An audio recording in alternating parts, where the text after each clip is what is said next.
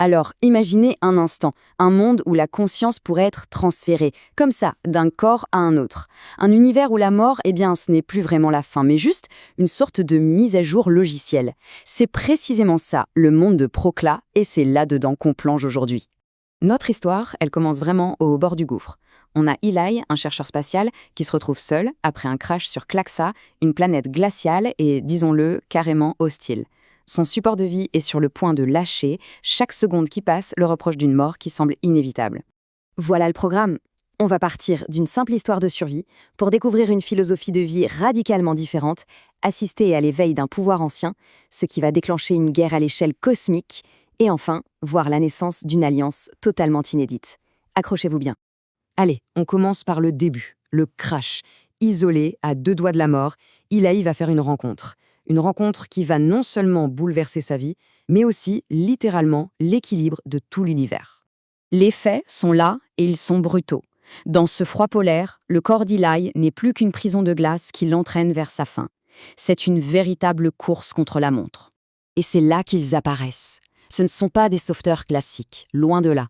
Ce sont des énigmes. On a Octa, un calibreur de vibrations. Gata, une ingénieure en transformation de la lumière. Et leur assistant Ti, qu'ils décrivent comme non-vivant. Et le plus étrange, il ne parle pas. Il communique directement avec son esprit. Et là, la proposition qu'ils lui font est juste hallucinante. Pas de soins, pas de réparation, non. Ils lui proposent de changer son corps. Pour Eli, c'est de la pure folie. Mais pour eux, c'est la procédure standard. On a vraiment 2 mondes qui entrent en collision frontale. Pour saisir le sens de leur offre, il faut d'abord comprendre leur philosophie. Et c'est une vision qui redéfinit absolument tout. La vie, la mort, l'identité, tout. Voilà le cœur de leur pensée. Pour les Procla, le soi, le véritable vivant, ce n'est pas le corps. C'est la conscience. Le corps, qu'ils appellent le porteur, n'est qu'un simple véhicule, temporaire et surtout complètement interchangeable. Le contraste est saisissant, vraiment. Pendant que nous, humains, on déploie des ressources folles pour réparer notre unique corps, les Procla, eux, ont une approche beaucoup plus pragmatique. Quand un porteur ne fonctionne plus bien, eh bien on s'en débarrasse et on en prend un nouveau. C'est aussi simple que ça. Leur logique est d'ailleurs implacable. Pourquoi gaspiller des ressources là-dessus? On ne répare pas les vieilles versions, on change de porteur. La mort physique, du coup, ce n'est plus une tragédie. C'est juste une obsolescence. C'est ici que tout bascule.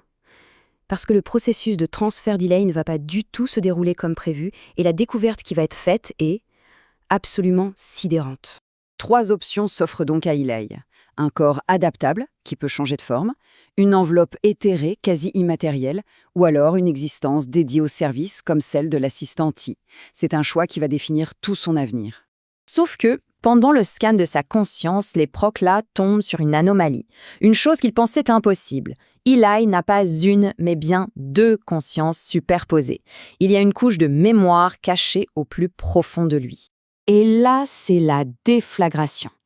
La conscience cachée en Eli n'est pas n'importe laquelle. Elle appartient à un créateur, un membre de cette caste légendaire qui a littéralement bâti les lois de cet univers. Une caste que tout le monde croyait disparue depuis des milliards d'années. Avec cet éveil, on change complètement d'échelle. On passe d'un drame personnel à un conflit politique qui secoue l'univers entier. Le retour d'Eli, c'est un séisme. Pour bien comprendre les enjeux, voilà rapidement la structure du pouvoir dans cet univers tel que révélé par un archonte du nom de Bélière. Tout en haut, l'absolu, puis le démiurge. Les créateurs, donc la caste d'Eli, ensuite les archontes qui gèrent les cycles des âmes, et tout en bas, les Procla. Le retour d'Eli même est le feu aux poudres chez les gardiens, les archontes. 2 camps se forment. D'un côté, l'Alliance, qui pense que ce retour fait partie de l'ordre des choses, et de l'autre, le Protocole, qui voit en lui une menace à l'ordre établi, et qui veut l'éliminer, purement et simplement. Menacé de destruction, Eli n'a pas le choix, il doit fuir. C'est le début d'une évasion spectaculaire qui va voir naître une alliance pour le moins inattendue et ouvrir un tout nouveau chapitre. Leur porte de sortie, c'est un portail mythique, l'arbre de vie.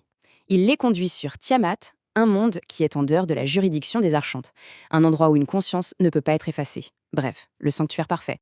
Et c'est là-bas, sur Tiamat, que la transformation finale a lieu. Les 2 âmes n'en font plus qu'une. L'humain Eli et le créateur Ilayar fusionnent. Il n'est plus un survivant, il est redevenu ce qu'il était, une puissance cosmique. Autour de lui se rassemble alors une coalition totalement inédite. On a un créateur revenu d'entre les morts, 2 proclats qui remettent tout en question, et 3 archontes dissidents qui ont bravé l'autorité. Ensemble, leur but n'est plus de survivre, c'est de se battre pour une nouvelle vision de l'univers, la liberté, contre le contrôle absolu. Finalement, toute cette épopée cosmique nous ramène à une question très intime, très philosophique. Si notre corps n'est qu'un outil, une enveloppe temporaire, qu'est-ce qui définit notre véritable identité? Qu'est-ce qui reste de nous quand on enlève cette enveloppe? C'est une pensée qui donne un peu le vertige, n'est-ce pas?